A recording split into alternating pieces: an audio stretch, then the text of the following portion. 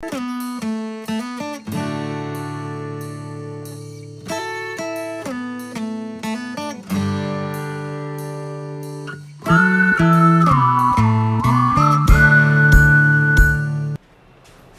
The future academy के digital platform पे मैं तकसीर अहमद आप सभी बच्चों का हार्दिक स्वागत करता हूँ। बच्चों, आज हम लोग प्रश्नावली 5.3 का जो क्वेश्चन नंबर 18 है उसकी हम बात करेंगे। और ये क्वेश्चन बड़ा है, इस वजह से हम इसका क्वेश्चन को लिखे नहीं है बट इसका फिगर बना दिए।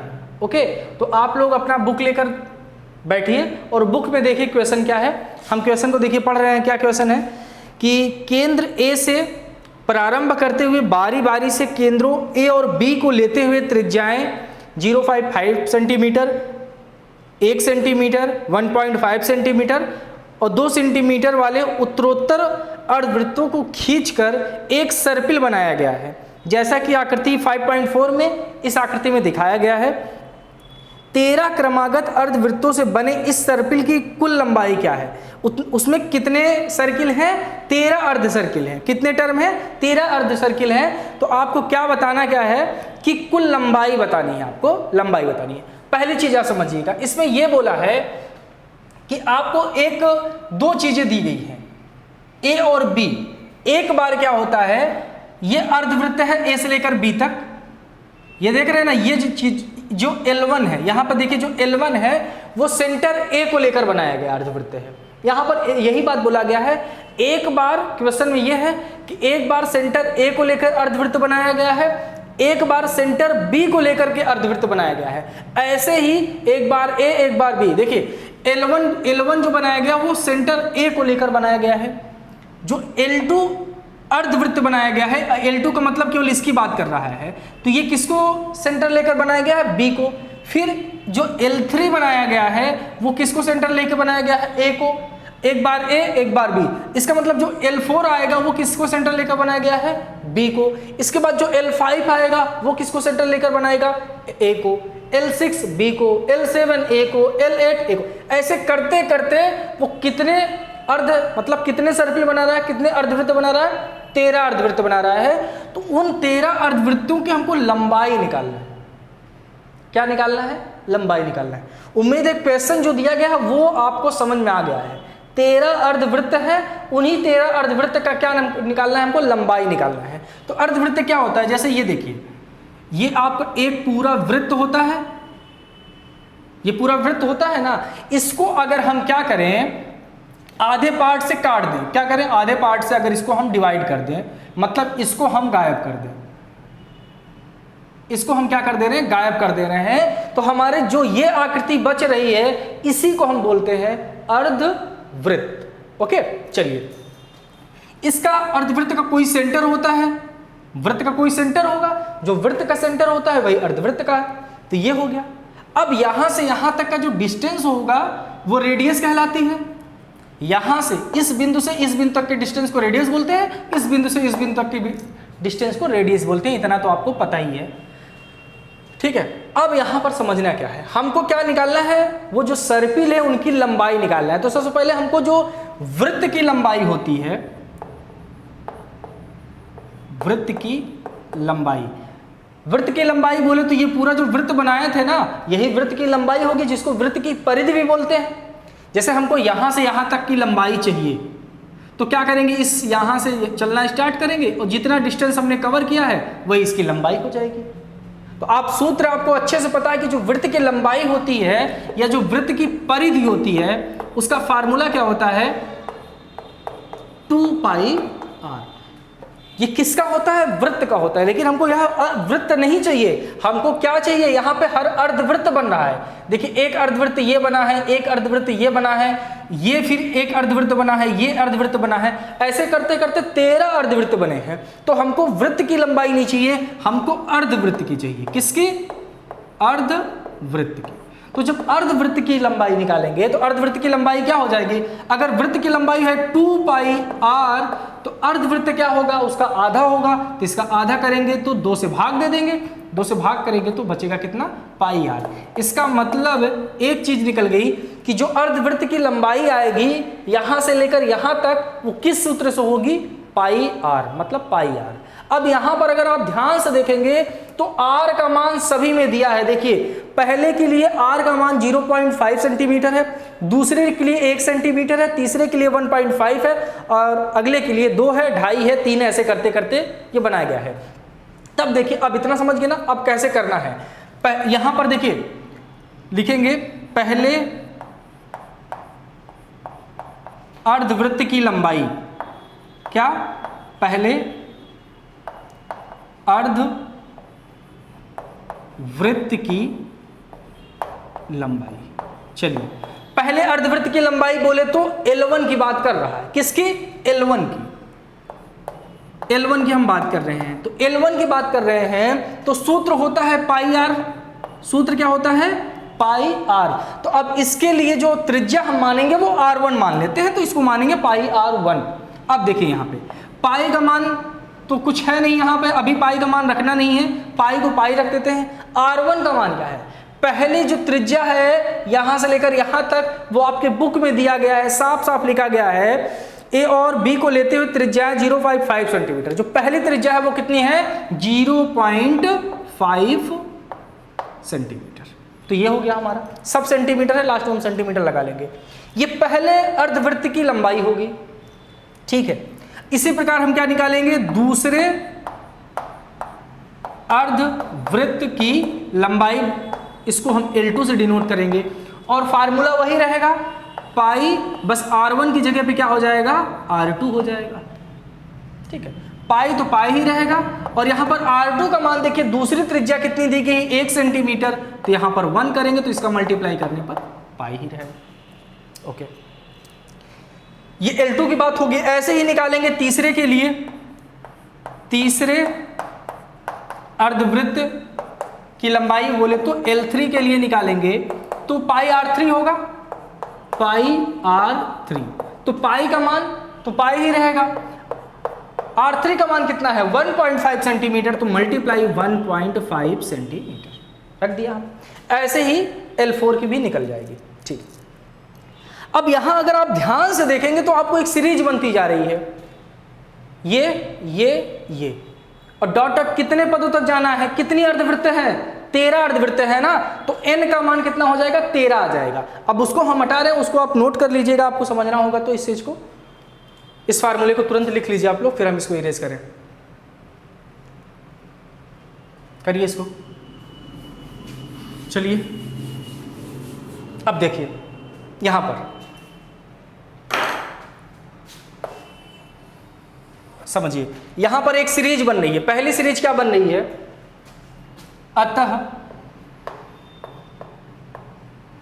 यह बन रहा है पाई मल्टीप्लाई 0.5, या क्या करेंगे इससे, अगर मल्टीप्लाई इसको करेंगे तो इसका आंसर कितना आएगा? अगर मल्टीप्लाई हम कर दें तो 0.5 पाई ये आएगा। मल्टीप्लाई अगर इसका कर देंगे तो 0.5 पाई आ जाएगा। ये तो पाई आपका दिया ही गया है, तो ये पाई हो गया। फिर यहां पर क्या दिया गया है? 1.5 का मल्टीप्लाई पाई में करेंगे तो यही आएगा 1.5 पाई। ये डॉट डॉट डॉट कितने? 13 बार। तो ये 13 बार तक ऐसे ये चलता रहेगा। कितने बार तक? 13 बार तक। ओके, अब यहां से क्या है, अब आपको 13 बार तक का निकालना है ना, तो इसका मतलब SN निकालना है। और आपको पता है ये चैप्टर भी SN से चल रहा है, तो जाहिर सी बात है इसमें कौन से सूत्र का यूज होगा? SN का सूत्र होगा। तो SN का जो हम सूत्र जानते हैं वो क्या होता है? n/2 ब्रैकेट में 2a + n-1 × d, इस फार्मूले में। अब इसमें किस किस चीज की जरूरत है? n की जरूरत है। n की जरूरत कोई बात नहीं, n बराबर दे दिया है कितना? n बराबर तो हमको पहले से पता है कितना? 13, ठीक है। फिर किसकी जरूरत है? हमको a की जरूरत है, तो कोई बात नहीं, यहां से a का मान निकाल लीजिए। तो ये a कितना है?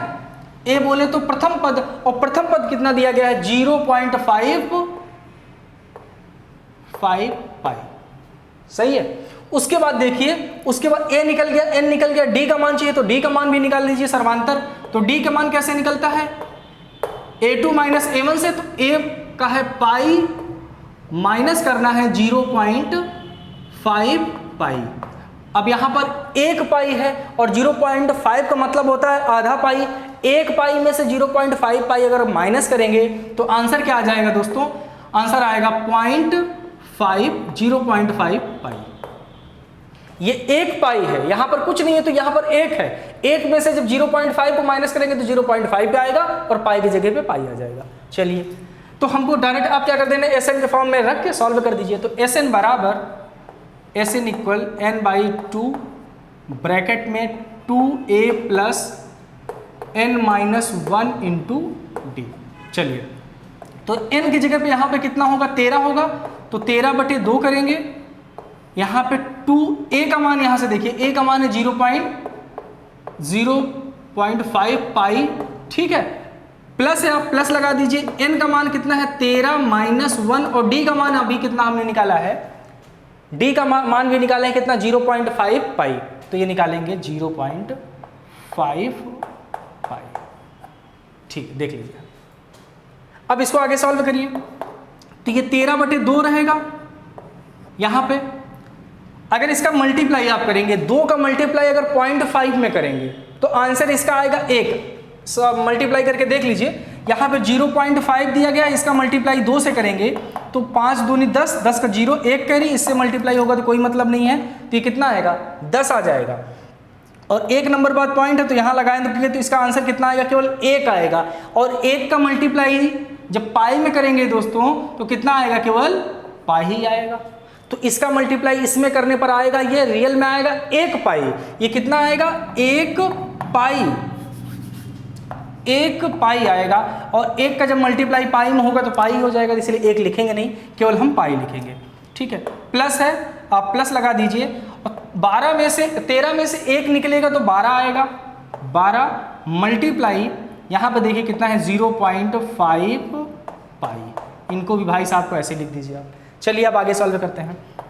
ये देखिए, ये 13/2 का 13/2 ही रहेगा। यहाँ पर पाई है, आप पाई कर दीजिए। प्लस है, प्लस कर दीजिए। ध्यान से 0.5 का गुणा अगर आप 12 में करेंगे तो इसका आंसर आएगा 6 पाई। 12 का गुणा 0.5 में करेंगे तो 6 आएगा, और पाई है तो आप पाई तो केवल ऐसे लगा देंगे तो 6 पाई हो जाएगा। अब 6 पाई और 1 पाई जुड़ जाएगा तो कितना हो जाएगा? 7 पाई। तो यहाँ पर देखिए 13/2 और यहाँ पर कितना आ जाएगा? 7 पाई। अब इसको देखिए, यहाँ से पाई का मान आपके बुक में दे दिया है। देखिए पाई का मान आपके बुक में कितना दिया गया है? 1 सेकंड। पाई का मान दिया है आपके बुक में 22/7। कितना दिया गया है? 22/7। तो पाई की जगह पे आप 22/7 रख दीजिए। तो 13/2 मल्टीप्लाई, ठीक है, 7 है, 7 कर दीजिए मल्टीप्लाई पाई का मान कितना? 22/7। तो यहां पर लिखिए 22/7। इस 7 से ये 7 कैंसिल हो जाएगा, ये 2 से ये 22 कैंसिल हो जाएगा तो कितना आएगा? 11 आएगा। कितना आ गया? 11 आ गया। तो ये बचा कितना? 13 मल्टीप्लाई 11। अब 13 और मल्टीप्लाई करेंगे जब 11 का, तो देखिए बच्चों 13 दहम्मा 130 और 130 और 13 कितना हो जाएगा? 143 सेंटीमीटर चल रहा था ना। अब हर जगह जहां सेंटीमीटर नहीं लगा आप सेंटीमीटर लगा दीजिए, ये आंसर हो जाएगा। इसका मतलब ये जो क्वेश्चन पूछा था हमसे कि 13 क्रमागत अर्धवृत्तों से बने इस सर्पिल की कुल लंबाई क्या है, वो उस सर्पिल की कुल लंबाई कितनी है? 143 सेंटीमीटर, ठीक है। इस प्रकार से ये क्वेश्चन होगा। आप इसके स्क्रीनशॉट लीजिए, फिर हम नेक्स्ट क्वेश्चन की बात करते हैं। चलिए दोस्तों, क्वेश्चन नंबर अगला बात करते हैं, क्वेश्चन नंबर 19। देखिए क्वेश्चन नंबर 19 क्या है।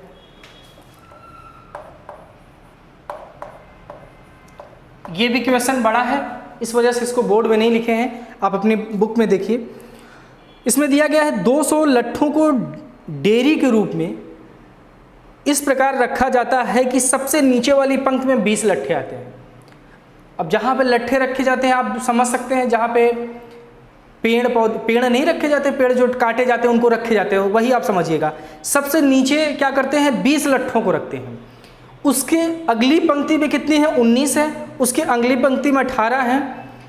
ऐसे करते करते ये 200 लट्ठे कितनी पंक्ति में रखे जाते हैं? मतलब ऐसे क्वेश्चन आपसे बना है कि सबसे जो नीची पंक्ति है, ये लास्ट वाली पंक्ति है, इसमें कितने लट्ठे हैं? 20 लट्ठे हैं।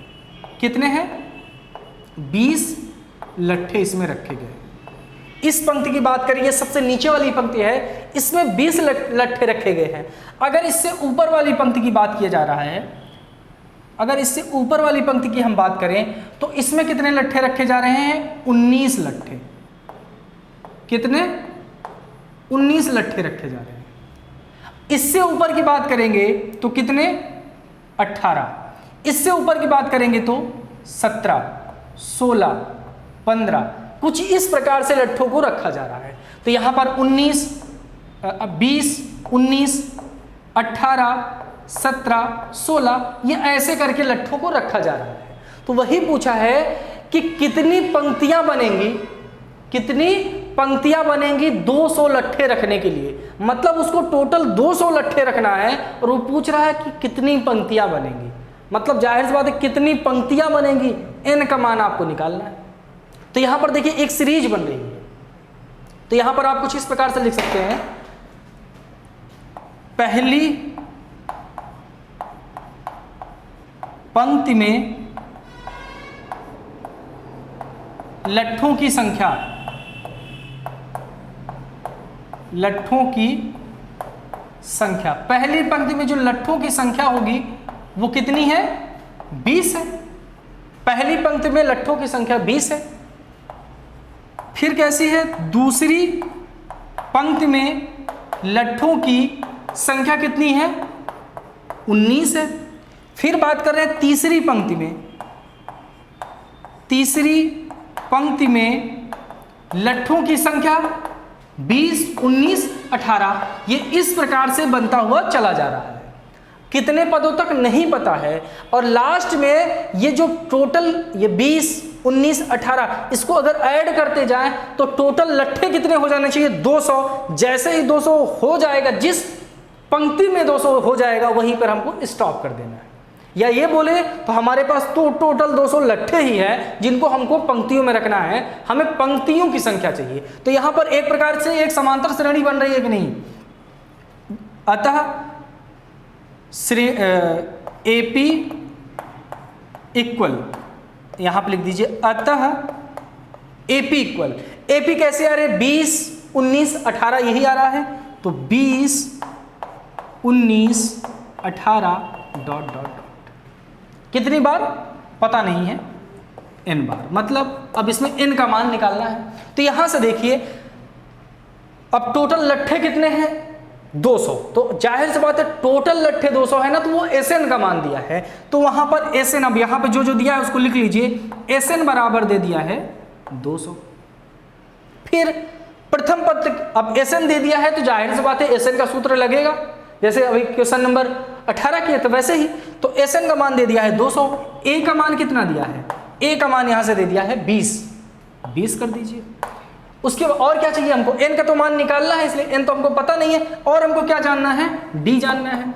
तो d के लिए क्या करते हैं? 19 माइनस 20 करते हैं। तो 19 माइनस 20, तो अब आपको तो पता ही है 20 में से 19 माइनस करेंगे 1 आएगा, चिन्ह किसका रहेगा? माइनस का, तो -1। तो d का मान कितना आ रहा है? -1 आ रहा है। मतलब Sn का मान दे दिया 200, A का मान दे दिया 20 और d का मान दिया है -1। इसको रख के आप n का मान निकाल लीजिए। तो चलिए हम n का मान निकालते हैं। तो अब n का जब हम मान निकालेंगे तो देखिए कैसे निकालेंगे। सूत्र क्या होता है? Sn इक्वल n/2 ब्रैकेट में 2a plus n-1 into D. चलिए तो n का मान कितना है? n का मान तो निकालना है। तो चलिए n का मान लिख देते हैं। Sn का मान हमको पता है ना, तो Sn का मान 200 है तो 200 रख दीजिए बराबर n का मान कितना पता नहीं, n की जगह पे n/2 करेंगे। अब 2 मल्टीप्लाई a का मान कितना है? a का मान यहां से देखिए कितना निकाले हैं? 20 निकाले हैं। तो a की जगह पे हम 20 कर देंगे प्लस n का मान कितना है? n का मान नहीं पता है तो n-1 और d का मान कितना है? -1। तो ये इस प्रकार इसको लिखते हैं। 2 को इस तरफ ट्रांसफर कर दीजिए तो ये इधर डिवाइड में है, इधर आएगा तो मल्टीप्लाई में हो जाएगा। तो 2 का मल्टीप्लाई 200 में होगा तो 400 हो जाएगा बराबर ये n है, पड़ा रहने दीजिए इसको ऐसे ही। इन दोनों को आपस में मल्टीप्लाई कर लीजिए। 20 का मल्टीप्लाई 2 में करेंगे तो 40 हो जाएगा, तो 40 ऐसे कर दीजिए। प्लस है, प्लस कर दीजिए। अब अगर इसको ध्यान से देखेंगे तो ये -1 है, रियल में ये 1 है। 1 का मल्टीप्लाई इसमें करेंगे तो n-1 ही रहेगा, लेकिन इस माइनस की वजह से इसके सारे चिन्ह बदल जाएंगे। तो ये जो n जो है प्लस में था ये माइनस n हो जाएगा, और ये जो -1 में था ये +1 हो जाएगा। ये क्वालिटी होती है माइनस के कि जब माइनस किसी भी ब्रैकेट के बाहर रहता है तो जब अंदर हो जाएगा तो अंदर के सारे चिन्ह को क्या कर देता है, कन्वर्ट कर देता है, बदल देता है। प्लस में इतनी ताकत नहीं रहती कि वो चिन्ह बदल दे, लेकिन माइनस की इतनी ताकत रहती है कि वो अंदर के सारे चिन्ह को बदल सकता है। तो चलिए ये 400 बराबर, यहाँ पर अगर ध्यान से देखेंगे तो यहाँ भाई कुछ मत करिए, ये 40 है, 40 पड़ा रहने दीजिए, प्लस है। आप अब इसको अगर ओपन कर देंगे तो ये प्लस, ठीक है, प्लस करेंगे तो ये -n+1 ही रहेगा, तो -n+1 ही रहेगा ये, और इसको ये, तो 40 और 1 कितना हो जाएगा, 41 हो जाएगा। तो उसको जोड़ लीजिए, तो ये 400 बराबर, अब 40 और 1 कितना हो जाएगा, 41, 41 माइनस n, ये होगा 40 और 1 41 माइनस n है। अब n का मल्टीप्लाई कर दीजिए अंदर, तो 400 बराबर n का मल्टीप्लाई करेंगे तो 41 n माइनस n स्क्वायर। क्या करिए, सभी को इस तरफ ट्रांसफर कर दीजिए। जब सबको इस तरफ ट्रांसफर करेंगे तो ये माइनस में इधर आएगा तो प्लस में, तो ये हो जाएगा n स्क्वायर, और ये जो है प्लस में है तो माइनस में हो जाएगा 41 n, और ये तो प्लस में ऑलरेडी है तो 400 बराबर 0। अब आप यहाँ पर देखेंगे तो आपको एक द्विघात समीकरण मिल जाता है, क्या, n square minus 41 n plus 400 बराबर 0। आप पहले आप इतने का स्क्रीनशॉट ले लीजिए, फिर हम इधर इरेज करेंगे, तब आपको द्विघात समीकरण सॉल्व करेंगे, फिर वहाँ से n का मान आएगा, n का मान निकालने के बाद फिर हम देखते हैं आगे। तो पहले इतना आप सॉल्व करिए। चलिए बच्चों देखिए, यहाँ तक हम लोगों ने सॉल्व किया था n square minus 41 n plus 400 बराबर 0। अब हमको क्या करना था, अब हमको यहाँ से n का मान, देखिए इस द्विघात समीकरण को सॉल्व करेंगे तभी n का मान निकलेगा। तो द्विघात समीकरण सॉल्व कैसे करेंगे, यहाँ पे 400 दिया है, यहाँ पर -41 है, तो दो नंबर आपको ऐसे सोचने हैं जिनका मल्टीप्लाई करने पर 400 आ जाए और जोड़ने या घटाने पर -41 आ जाए। तो देखिए यहाँ पर छोटी वैल्यू होती तो आप सोच लेते, लेकिन बड़ी वैल्यू है इसलिए नहीं सोच पा रहे होंगे, तो क्या कर दीजिए, 400 का आप गुणनखंड कर दीजिए, फैक्टर कर दीजिए। तो इसका फैक्टर करेंगे तो ये 200 आएगा, पहले 2 से डिवाइड करेंगे, फिर इसको डिवाइड करेंगे तो ये 100 आ जाएगा, फिर इसको भी डिवाइड करेंगे तो ये 50 आ जाएगा, अब इसको भी डिवाइड करेंगे तो ये 25 आएगा। अब 25 तो 5 से डिवाइड होगा, इसलिए हम इसको 5 से डिवाइड करेंगे तो ये 5 टाइम, अब इसको भी डिवाइड करेंगे तो ये 1 आ गया। इस प्रकार गुणनखंड होगा। अब इनमें में से आपको कुछ ऐसे पेयर बनाने हैं जिनका मल्टीप्लाई करने पर 400 आ जाए और प्लस या माइनस करने पर 41 आ जाना चाहिए। तो सोचिए जरा यहाँ पर, अब जाहिर सी बात है अगर एक चिन्ह माइनस में है, माइनस में लाना है तो एक प्लस में रहेगा और एक माइनस में रहेगा। जाहिर सी बात है एक प्लस में रहेगा एक माइनस में रहेगा, नहीं सॉरी, यहां पर माइनस है और यहां पर प्लस है, तो जाहिर सी बात है दोनों चिन्ह किस में रहेंगे, माइनस में रहेंगे। जब दोनों माइनस में रहेंगे तभी माइनस माइनस जोड़ के -41 हो जाएगा, और माइनस माइनस पे जब गुणा करेंगे तो प्लस होगा। तो जाहिर सी बात है जो दोनों नंबर रहेंगे वो जोड़ के आएंगे। तो यहाँ पर देखिए ध्यान से, अगर इन दोनों को हम साथ में ले लें तो ये इनका मल्टीप्लाई करेंगे तो 25 आएगा, इनको साथ में ले लें 2 दूनी 4 दूनी 8 दूनी 16। यहाँ पर देखिए अगर हम 25 और 16 को आपस में प्लस करें तो 41 होता है कि नहीं होता है।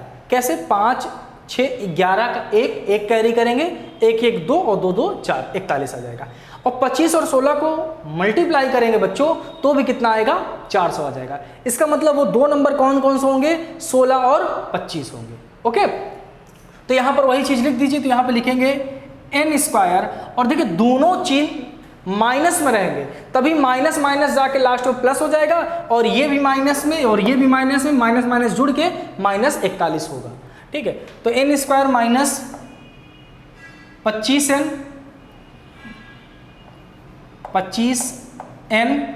और -16n प्लस 400 बराबर 0। अब इन दोनों में कॉमन क्या दिख रहा है बच्चों, दोनों में कॉमन n है, तो n कॉमन कर लो, तो यहाँ क्या बचेगा n माइनस यहाँ क्या बचेगा 25 बचेगा। अब इन दोनों में कॉमन क्या दिख रहा है, इन दोनों में कॉमन दिख रहा है 16 कॉमन कर लेते हैं, क्योंकि यहाँ पर हमको n लाना है तो 16 कॉमन करेंगे तो यहाँ पर माइनस लेंगे। क्यों माइनस लेंगे इसको भी कुछ आप देखा करिए, क्योंकि जब माइनस कॉमन कर लेंगे ना तभी इस माइनस की वजह से ये प्लस माइनस में कन्वर्ट हो जाएगा। तो -16 कॉमन करेंगे तो यहाँ बचेगा n और यहाँ बचेगा 16 से जब डिवाइड करेंगे 400 को तो 25 आएगा बराबर 0। n-25 इस ब्रैकेट में, n-25 इस ब्रैकेट में, इसको साथ में लिख लेंगे तो n-25 हो गया और n-16 बराबर 0। अब यहाँ से n का मान निकालने के लिए n-25 बराबर 0 लेने पर, और जब 0 लेंगे तो कितना आ जाएगा, n बराबर -25 से उस तरफ जाएगा तो 25 हो जाएगा, तो n बराबर आ जाएगा 25। ठीक है, अब इसी प्रकार इसको सॉल्व करेंगे तो देखिए n-16 बराबर 0 लेने पर, जब यहां पर लेंगे तो n बराबर कितना आ जाएगा, 16 आ जाएगा। तो यहां पर देखिए n के दो मान आ रहे हैं, n के एक मान नहीं आ रहा, n के दो मान आ रहे हैं। क्या आ रहा है, n बराबर 25 आ रहा है और n बराबर 16 आ रहा है। तीसरे में से कौन मान लेंगे, दोनों का मान लेकर चेक करेंगे कि कौन सा मान सही आएगा। देखिए अभी तक आपसे क्वेश्चन में पूछा क्या है, एक बार और क्वेश्चन को अगर पढ़ लिया जाए तो बोला गया है कि 200 लट्ठे। अब हमको ये पता चल गया है कि n का मान, वो जो लट्ठे होंगे वो तो 25, जो लट्ठे रखे जा रहे हैं कितनी पंक्तियां, या तो 25 पंक्ति होंगे या तो 16 पंक्ति होंगी। अब कौन सी पंक्ति होंगी ये हम बाद में देखेंगे। उसमें ये लास्ट में है कि ये 200 लट्ठे कितनी पंक्तियों में रखे गए हैं। तो पहली चीज जितनी पंक्तियों में रखे गए वो चीज हमको पता चल गई है, लेकिन अभी भी हमको क्लियर नहीं है कौन सी पंक्ति सही है। इसमें से केवल एक सही होगा, एक गलत होगा। अब उस सही और गलत का निर्धारण कैसे होगा आगे देखिए। तथा सबसे ऊपरी पंक्ति में कितने लट्ठे हैं। अब हमको ये बताना है कि सबसे ऊपरी पंक्ति में जो पहली पंक्ति है उसमें कितने लट्ठे हैं। मतलब हमको यहाँ से a का मान हमको पता है, इस क्वेश्चन में a का मान हमको पता है, d का मान हमको पता है, n का मान हमको पता है, तो an का मान निकाल सकते हैं कि नहीं। तो an का मान निकाल लीजिए। इसमें केवल क्या बोला है, an का मान निकालना है, तो चलिए an का मान निकालते हैं। देखिए हमको a का मान अगर देखा जाए तो a का मान अभी हम लोगों ने देखा था 20 था। d का मान देखा जाए तो d का मान हमने निकाला था -1 निकाला था। अब यहाँ पर n का मान अगर हम 25 लेते हैं, लेने पर n के दो मान है ना, तो दोनों मान से हम चेक करेंगे। एक बार ये ले लेते हैं तो पहली पंक्ति के लिए देखना है तो an बराबर, सूत्र क्या होता है, a plus n-1 into D. तो चलिए a का मान कितना है, 20 है तो 20 करिए, प्लस n का मान कितना है, n का मान यहाँ से 25 निकाले हैं तो 25 -1, और d का मान कितना है, -1 है तो -1 कर दीजिए, सॉल्व कर दीजिए। ये 20 है प्लस 25 में से 1 माइनस होगा तो 24 होगा, तो यहाँ पर 24 हो गया। और यहाँ पर देखिए मल्टीप्लाई -1 दिया गया है, तो इसमें जब इससे माइनस करेंगे, मल्टीप्लाई करेंगे तो 20, 24 में इसमें माइनस करेंगे तो -24 हो गया, क्योंकि ये प्लस में है और ये माइनस में, तो प्लस और माइनस माइनस होगा, और 24 का मल्टीप्लाई 1 में करेंगे तो 24 हो जाएगा। अब जब इसको सॉल्व करेंगे तो 24 में से 20 जाएगा तो कितना आएगा, 24 में से 20 जाएगा तो आएगा -4। तो मतलब जो पहली पंक्ति थी, जो सबसे ऊपरी वाली पंक्ति, ऊपरी वाली पंक्ति का मतलब A13, A15, ऊपरी वाली पंक्ति का मतलब A25, यहाँ से अगर निकालेंगे हम A25 निकाल रहे हैं ना, तो A25, इसका मतलब ये बोल रहा है कि A25 में जो सबसे ऊपरी वाली पंक्ति है उसमें -4 लट्ठे होंगे। लट्ठों की संख्या कभी माइनस में हो सकती है, नहीं हो सकती, क्योंकि संख्या कभी निगेटिव नहीं होती, इसलिए n बराबर 25 मान्य नहीं होगा। तो यहां पर ये लिखेंगे मान्य नहीं होगा। चलिए इसका मतलब n बराबर 25 तो नहीं होगा, तो n बराबर 16 रख के चेक कर लेते हैं। सारी चीजें अब रहेगी, तो बस अब करेंगे n बराबर 16 लेने पर, और अब ये चेक करेंगे कि A16 में अब जो सबसे ऊपरी वाली पंक्ति होगी वो 16वीं पंक्ति होगी। अब 16वीं पंक्ति में कितने आएंगे, तो अब n की जगह पे 16 रखना है, बाकी मान वही।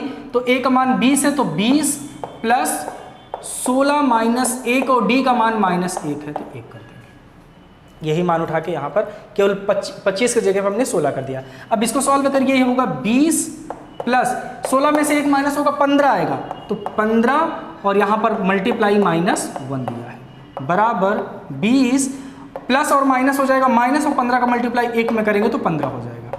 अब 20 में से 15 माइनस करेंगे तो कितना आ जाएगा, 5 आ जाएगा। इसका मतलब A16 जो सबसे ऊपरी वाली पंक्ति है, क्वेश्चन में क्या पूछा है कि सबसे ऊपरी वाली पंक्ति में कितने लट्ठे होंगे, तो लट्ठों की संख्या कितनी आ जाएगी, 6 आ जाएगी। ठीक है, तो जो सबसे ऊपरी वाली पंक्ति है उसमें लट्ठों की संख्या कितनी, 5 आएगी। ठीक है, तो आप इसकी स्क्रीनशॉट लीजिए, फिर इसका जो एक इस चैप्टर का लास्ट क्वेश्चन बच रहा है उसको भी हम देख लेते हैं, फिर इसको फिनिश करते हैं। स्क्रीनशॉट लीजिए। चलिए बच्चों, लास्ट क्वेश्चन की बात करते हैं। अब इसमें लास्ट क्वेश्चन 20 है, देखिए क्या दिया है क्वेश्चन में, अच्छे से पढ़िएगा। देखिए, एक आलू दौड़ में प्रारंभिक स्थान पर एक बाल्टी रखी गई है।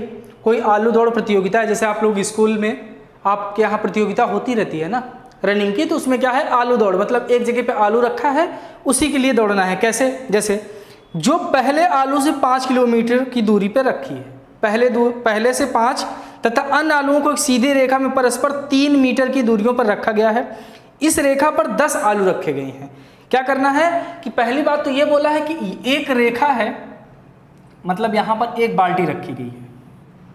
क्या रखी गई है, एक बाल्टी रखी गई है, ये बाल्टी है। ठीक है, अब इस बाल्टी में क्या किया गया है, ये बाल्टी रखी गई है और एक ऐसे यहाँ पर एक रास्ता बनाया गया है, और बच्चे क्या है यहाँ पर यहीं पर बाल्टी के पास खड़े हैं, और इस रास्ते में 10 आलू रखे गए हैं।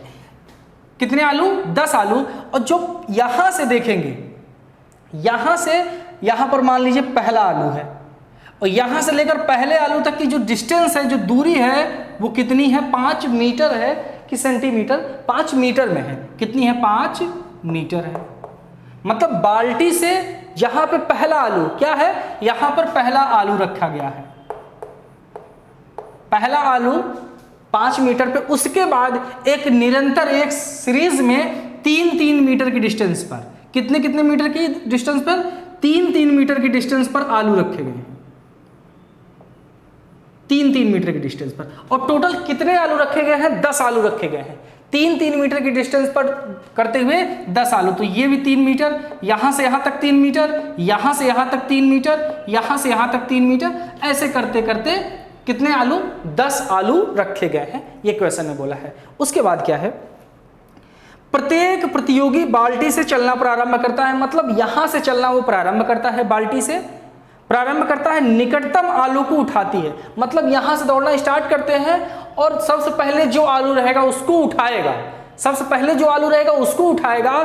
फिर क्या करेगा, जैसे हम दौड़े, जो पहला आलू हमको मिलेगा उस आलू को उठाएंगे, और फिर वहां से रिटर्न होंगे, फिर जाएंगे हम बाल्टी की तरफ। बाल्टी पे पहुंचकर बाल्टी पे आलू रखेंगे, बाल्टी के अंदर आलू रखने के बाद फिर हम दौड़ेंगे। फिर हम अब इस आलू को तो उठा चुके हैं, यहाँ पे तो कुछ है नहीं, फिर हम इस जगह पे जाएंगे, इस जगह जाएंगे तो फिर हमको यहाँ पर एक आलू मिलेगा।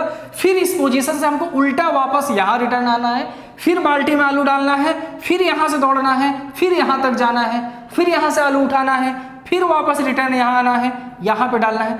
ऐसे करते करते हमको 10 के 10 आलू उठाने हैं। क्या करने हैं, जितने आलू है, टोटल आलू 10 बार बोला 10 आलू है, तो 10 आलू उठाने हैं। तो यही पूछा है कि हम कितनी डिस्टेंस कवर कर रहे हैं, मतलब वो जो प्रतियोगी हैं वो कितनी दूरी चलेंगे। क्वेश्चन समझ में आया, क्या बोला गया है, एक बाल्टी रखी गई है और पहला जो आलू है, बाल्टी से पहला आलू की डिस्टेंस वो है 5, उसके बाद 3-3। इसका मतलब यहां पर समझिए, तो अगर हम इसको ये लिखें, पहले आलू को बाल्टी तक लाने में प्रतियोगी द्वारा चली गई दूरी, प्रतियोगी द्वारा चली गई दूरी। तो पहले आलू को बाल्टी तक लाने में, पहले आलू को बाल्टी तक लाने में प्रतियोगी द्वारा कितनी दूरी चल रही है, दिमाग लगाइएगा यहाँ पर। जहाँ हम 5 मीटर रहे हैं तो 5 मीटर हम चल लिए, अब आएंगे तो कितने मीटर आएंगे, आएंगे भी तो 5 मीटर आएंगे ना, तो टोटल कितनी दूरी तय कर रहे हैं, 10 मीटर। कितनी दूरी, 10 मीटर बराबर 5 जाना और 5 आना मिलाकर टोटल 10 मीटर। ये क्या हुआ, पहले प्रतियोगी की। चलिए, पहले आलू को बाल्टी तक लाने में 10 मीटर लगा।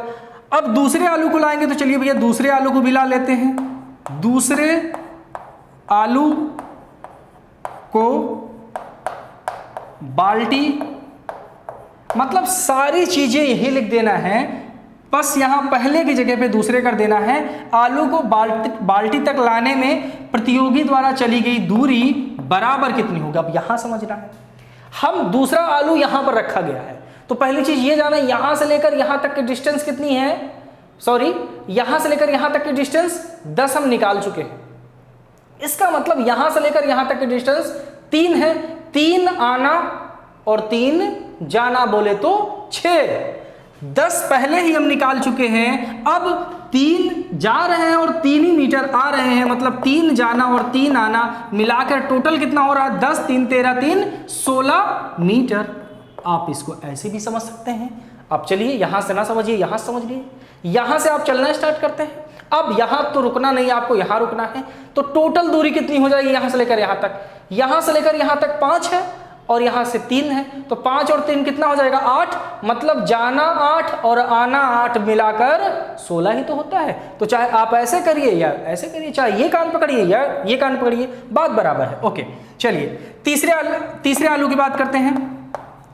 तीसरे, फिर वही सारी चीजें लिख देना है। तीसरे आलू को बाल्टी तक लाने में प्रतियोगी द्वारा चली गई दूरी बराबर, अब तीसरा आलू यहां पर मिलेगा आपको, क्योंकि यहां तक का आलू आपने साफ कर दिया, उठा ले गए हैं। अब यहां तक देखिए, चलिए, तो अगर यहां तक की हम बात कर ले, यहां तक का डिस्टेंस हम 16 मीटर कवर कर चुके हैं, बस हमको इतनी डिस्टेंस और ऐड कर ले, 3 जाना 3 आना मतलब 6, तो 3 जाना और 3 आना बराबर 16, 3 19 और 3 22 मीटर। चलिए इसको पूरा स्टार्टिंग से देख लेते हैं। तीसरा आलू उठाना है तो मतलब हमको यहां तक जाना पड़ेगा। अब यहां तक के डिस्टेंस देखें, 5 यहां तक, 3 यहां तक, 8 में 3 ऐड करेंगे तो 11, मतलब 11 मीटर जाना और 11 मीटर आना बोले तो 22 मीटर होगा ना। 11 मीटर जाना, 11 मीटर आना, 22 मीटर, तो ये है। तो ऐसे करते करते वो कितनी बार जाएगा, 10 बार जाएगा। ये लड़का जो प्रतियोगी है कितनी बार जाएगा, 10 बार जाएगा, उठाएगा आएगा, उठाएगा आएगा, ऐसे करते करते धीरे धीरे कितनी बार जाएगा, 10 बार जाएगा।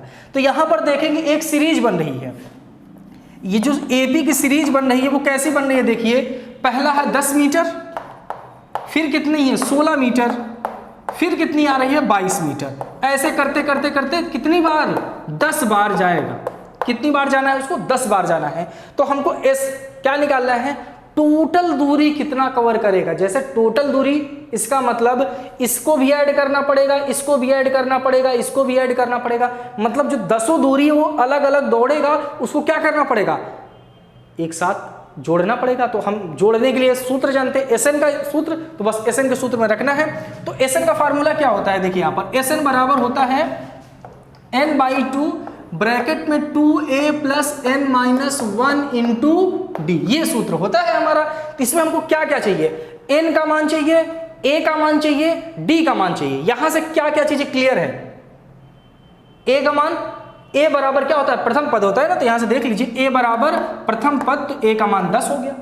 दूसरा क्या चाहिए, a मिल गया, n का मान चाहिए, n कितनी है, 10 बार जाएगा ना, तो n बराबर 10 हो गया। चलिए अब d चाहिए, d कैसे निकलता है, सर्वांतर दूसरा पद माइनस पहला पद, तो d बराबर 16 - 10 बराबर 16 में से 10 माइनस करेंगे तो 6 आएगा। तो ये हो गया d। अब हमको केवल क्या निकालना है, एसएन निकालना है। एसएन के सूत्र में रखिए, आंसर आ जाएगा ऊपर। चलिए बात करते हैं एसएन की।